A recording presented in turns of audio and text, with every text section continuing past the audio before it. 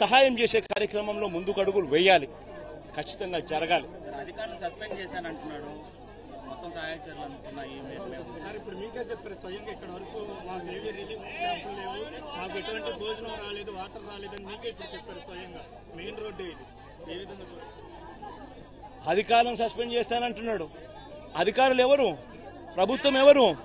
చంద్రబాబు నాయుడు గారు ప్రభుత్వం. మే 13వ తారీఖున ఎన్నికల రిజల్ట్స్ వచ్చినాయి. మే 13వ తారీఖు నుంచి ఇవాళకి దాదాపుగా 4 నెలలు కావస్తా ఉంది. మే 13వ తారీఖున ఎన్నికల రిజల్ట్స్ వచ్చినాయి. మే 13వ తారీఖు నుంచి ఇప్పటిదాకా దాదాపుగా 4 నెలలు కావస్తా ఉంది. 4 నెలలుగా ఆయనే ముఖ్యమంత్రిగా ఉన్నాడు. అధికారులను ఆయనే దగ్గరుండి, ఆయనే ఏ అధికారిని ఎక్కడ పోస్టింగ్ వేయాలి అని చెప్పి ఆయనే దగ్గరుండి ఈ 4 నెలల్లో పోస్టింగ్లు కూడా తానే పూర్తి చేసినాడు. మళ్ళీ ఆయనే పోస్టింగ్లు ఇప్పించుకున్న అధికారులు వల్ల ఇది జరిగింది అని చెప్పి ఆయనే చెప్తా ఉన్నాడు సిగ్గు లేకుండా అనంటే అంతకన్నా సిగ్గుమాలిన పని ఏదైనా ఉంటుందా? కేవలం ఆయన మీద వచ్చిన తప్పును కప్పిపుచ్చుకునేదానికి అధికారులను బలిపశువులను చేస్తూ అధికారుల మీద వేలెత్తి చూపించే కార్యక్రమం చేస్తా ఉన్నాడు. తప్పెక్కడ జరిగింది అని అంటే మొట్టమొదటిగా చంద్రబాబు నాయుడు దగ్గర తప్పు జరిగింది. అసలు ఫ్లడ్ తుఫాను వస్తా ఉందని నీకు బుధవారం రోజు నీకు సంకేతం వస్తే బుధవారం నువ్వు కన్నా ఒక రివ్యూ తీసుకుని ఉంటే ఆ రివ్యూలో irrigation secretary, revenue secretary, home సెక్రటరీని పిలిచి రివ్యూ తీసుకుని ఉంటే, స్పెషల్ ఆఫీసర్లను పెట్టి ఉంటే ఎక్కడెక్కడ ఎంతెంత వర్షం ఎంత వర్షం పడబోతా ఉంది అన్న సంఘటన అన్న పరిస్థితులు నీకు తెలుసు. డ్యాంలలో రిజర్వాయర్లు ఎంతున్నాయో నీకు తెలుసు. పై రాష్ట్రాల నుంచి ఎన్నెన్ని నీళ్లు వస్తున్నాయో నీకు తెలుసు. మరి ఇంత సమగ్రమైన ఇన్ఫర్మేషన్ నీ దగ్గర ఉన్నప్పుడు కేవలం ఒక రివ్యూ తీసుకుని ఉంటే ఎవరెవరికి ఏమేం పనులు చేయాలనే బాధ్యతలు అప్పచెప్పుంటే అసలు ఈ రోజు ఈ పరిస్థితి ఉండేదే కాదు కదా. మరి కారణం నువ్వైనప్పుడు, నీ మీద తప్పు జరిగినప్పుడు, నువ్వు తప్పు చేసినప్పుడు దాన్ని కనీసం హూందాగా యాక్సెప్ట్ చేసి తప్పు చేశాను అని చెప్పి యాక్సెప్ట్ చేసి క్షమాపణ అడిగి ప్రజలను అడుగులు ముందుకు వేయాలి. కానీ తాను చేసిన తప్పుకు అధికారుల మీద ఏలెత్తి చూపిస్తూ అధికారులను తప్పుపడుతూ తాను అధికారుల మీద నెపాన్ని వేసి తప్పించుకునే కార్యక్రమం చంద్రబాబు చేయడం అంటే ఇంతకన్నా దారుణమైన వ్యక్తి ప్రపంచంలో ఎవడూ ఉండడు.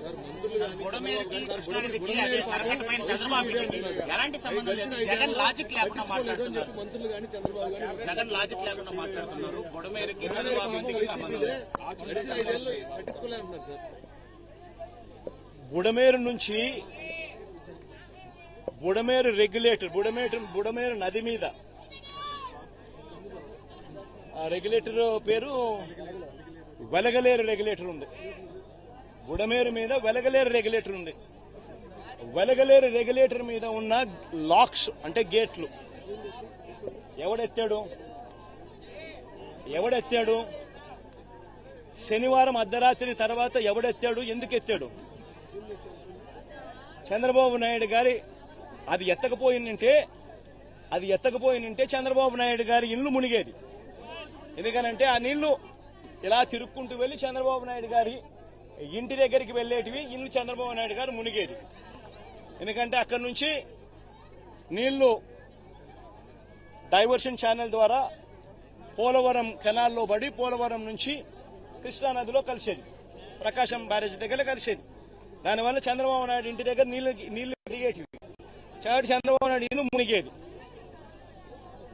ఆ రెగ్యులేటర్ గేట్లను, బుడమేరు మీద ఉన్న ఈ రెగ్యులేటర్ గేట్లను ఎత్తింది ఎవడు? ఎందుకు ఎత్తినాడు? అర్ధరాత్రి పూట హడావిడిగా ఎక్కడ చంద్రబాబు నాయుడు ఇల్లు ఇంకా మునిగిపోతుందేమని. అది ఎత్తడం వల్ల నీళ్లు ఏం జరిగింది? ఆ గేట్ల నుంచి వచ్చే నీళ్లు నేరుగా ఎక్కడికి వెళ్తాయి? విజయవాడకే వస్తాయి. ఇది రూట్ సార్. మీరంతా విలేకరులు ఒకసారి డైరెక్ట్ గా వెళ్లి మీరు పోయి చూడండి. ఎందుకు ఈరోజు ఈనాడు పేపర్లో కూడా వచ్చినట్టుంది కదా వాళ్ళ పాంఫ్లెట్ పేపర్. ఒకసారి ఈనాడు పేపర్, వాళ్ళ పాంఫ్లెట్ పేపర్ ఒకసారి నువ్వు కూడా ఒక్కసారి దయచేసి నీలో ఒక్క నిమిషం దయచేసి నువ్వు కూడా కాస్తో కూస్తో జర్నలిజంలో న్యాయం ధర్మం కొంచెం కొన్న పాటించి ఈనాడులో వచ్చిన ఆ పాంఫ్లెట్, ఈనాడు అంటే వాళ్ళ గజెట్ పేపర్ వచ్చిన ఆ వార్తను ఒక్కసారి దయచేసి, ఈ రోజే వచ్చింది, దయచేసి ఆ వార్తను ఒక్కసారి మీ టీవీలలో కూడా అది పెట్టి ఒకసారి చూపించండి. వాళ్ళంతటా వాళ్ళే చెప్పారు గేట్లు పైకి ఎత్తడం జరిగింది. గేట్లు పైకి ఎత్తితే అనివార్య పరిస్థితుల వల్ల గేట్లు పైకి ఎత్తారట. అనివార్య కారణాల వల్ల నీళ్లు విజయవాడకు వచ్చినాయంట. వాళ్ళు రాసిన మాటలే. దయచేసి ఏమాత్రం కూడా జర్నలిజంలో నిజాయితీ న్యాయం ఉంటే దయచేసి ఆ వార్త కూడా పెట్టమని అడుగుతారు. ప్రభుత్వం నుంచి ఎలాంటి డిమాండ్ చేయబోతున్నారు? ప్రభుత్వం నుంచి ఎలాంటి డిమాండ్, నిర్వాసితులకు ఏమిటి డిమాండ్ చేయబోతున్నారు? నిర్వాసితులు దాదాపుగా 32 మంది ఇప్పటికే చనిపోవడం జరిగింది. ఇంకా ఎక్కువ మంది చనిపోయిన పరిస్థితులు కూడా కనిపిస్తా ఉన్నాయి. మృతుల కుటుంబాలకు ప్రభుత్వం తప్పిదం వల్ల మరీ ముఖ్యంగా జరిగిన ఘటన ఇది. ప్రభుత్వం తప్పిదం మ్యాన్ మేడ్ ఫ్లడ్ వల్ల జరిగిన ఘటన ఇది. మ్యాన్ మేడ్ ఫ్లడ్ వల్ల జరిగిన ఘటన ఇది. చంద్రబాబు నాయుడు గారు పుష్కరాల సమయంలో తన షూటింగ్ కోసం ఎలా 29 మందిని ఎలా బలికొన్నాడో, తన షూటింగ్ సందర్భంగా తను ఒక హీరోగా కనిపించాలనే తాపత్రయంతో మనుషులందరినీ ఒకేసారి పంపించినాడో ఆ షూటింగ్ ఎఫెక్ట్ కోసం, దానివల్ల తొక్కిసలాట 29 మంది ఆ రోజు ఎలా గోదావరి పుష్కరాల్లో చనిపోయినారో, ఇప్పుడు కూడా సేమ్ ఇదే మాదిరిగానే చంద్రబాబు నాయుడు తప్పిదం వల్ల ఒక మ్యాన్ మేడ్ ఫ్లడ్ క్రియేట్ అయ్యి మ్యాన్ మేడ్ ఫ్లడ్ వల్ల ఈ రోజు 32 మంది చనిపోయినారు. మరి చనిపోయిన ఈ 32 మందికి తన తప్పిదం వల్ల జరిగిన ఈ తప్పుకి తాను గవర్నమెంట్ లో ఉంటూ క్షమాపణ చెబుతూ గవర్నమెంట్ చేసిన తప్పిదం వల్లనే ఇది న్యాచురల్ కెలామిటీ, న్యాచురల్ గా జరిగిన డెత్స్ కాదు. ఇది ఒక ప్రభుత్వం దగ్గర ఉండి స్పందించాల్సిన రీతిలో స్పందించకపోవడం వల్ల జరిగిన తప్పులు. ప్రతి కుటుంబానికి నైతిక బాధ్యత వహిస్తూ ప్రభుత్వం చేసిన తప్పిదం వల్ల చనిపోయిన పరిస్థితులు కాబట్టి ప్రతి కుటుంబానికి కనీసం అంటే 25 లక్షల రూపాయలు ఎక్స్గ్రేషియా ఖచ్చితంగా ఇచ్చి క్షమాపణ చెబుతూ కూడా వాళ్ళందరికీ కూడా లెటర్ రాయాల్సిన అవసరం కూడా ఎంతైనా ఉంది. అదొక్కటే కాకుండా నిజంగా ఎంత దారుణంగా పరిస్థితులు ఉన్నాయనంటే ఈ ఇళ్లలో పెట్టుకున్న గ్రౌండ్ ఫ్లోర్ లో ఉన్న సామాన్లన్నీ దాదాపుగా మొత్తం అన్ని క్లీన్ అయిపోయినాయి.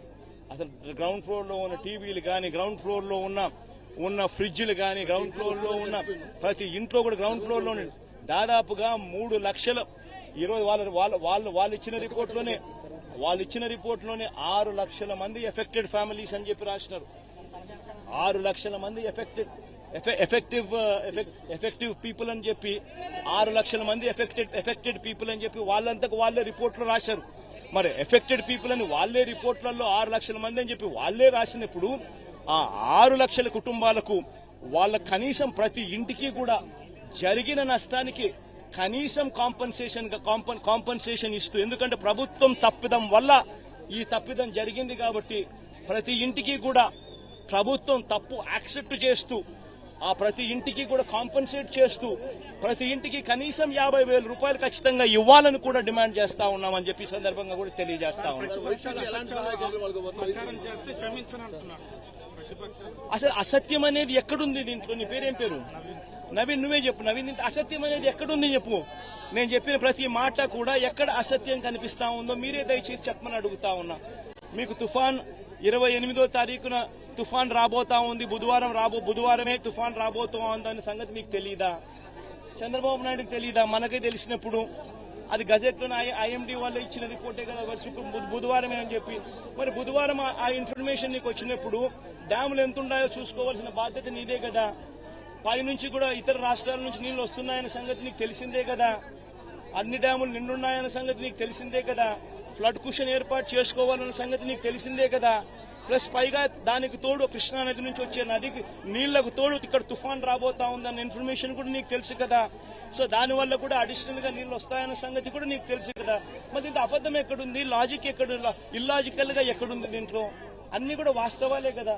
మరి 28వ తారీఖునే నీకు అలర్ట్ వచ్చిన మాట వాస్తవం నీకే కాదు ప్రజలందరికీ తెలిసినప్పుడు మరి నువ్వు స్పందించకపోవడం వల్ల శుక్రవారం రాత్రి నుంచి శుక్రవారం సాయంత్రం నుంచి బీభత్సంగా వర్షం పడుతూ శనివారం కల్లా పూర్తిగా అతలాకుతలమైన పరిస్థితులు క్రియేట్ అవుతా ఉన్నాయనంటే బుధవారం నీకు టైం ఉన్నది, గురువారం నీకు టైం ఉన్నది, శుక్రవారం మధ్యాహ్నం దాకా కూడా నీకు టైం ఉన్నది.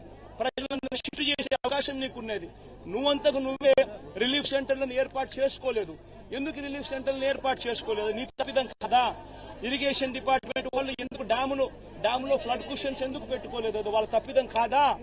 పోలీసు వాళ్ళు, హోమ్ సెక్రటరీ వాళ్ళు ఎందుకు ప్రజలను షిఫ్ట్ చేయలేదు? అది వాళ్ళ తప్పిదం కాదా? మరి ఈ 3 తప్పిదాలు ప్రభుత్వం వైపునే ఉన్నప్పుడు ఇంకా తప్పిదం వాళ్ళు చేయకపోతే ఇంకా ఎవరు తప్పిదం చేశారు? రాజకీయాల కోసం